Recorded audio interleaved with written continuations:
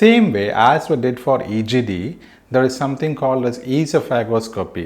Here you should understand, now questions will be centered around EGD or esophagoscopy. What you need to know is, you need to understand whether this investigation is being done only to the level of esophagus, select the code for esophagoscopy. If it goes to the level of duodenum, then you can report it as an EGD.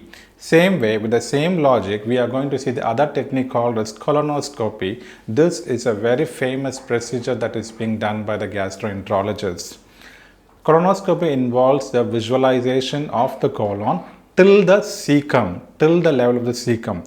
Colonoscopy is the most famous popular procedure that is being done by the gastroenterologist. This colonoscopy comes in multiple forms like a screening colonoscopy, a diagnostic colonoscopy, or a therapeutic colonoscopy.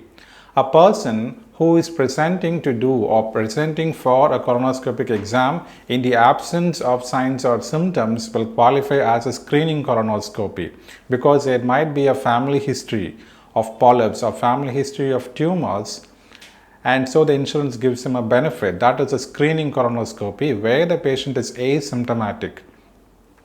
Coming to a diagnostic colonoscopy, here the patient has a problem and the physician wants to identify what the problem is. So that becomes a diagnostic colonoscopy. And thirdly, he prepares to do a procedure which is a therapeutic colonoscopy.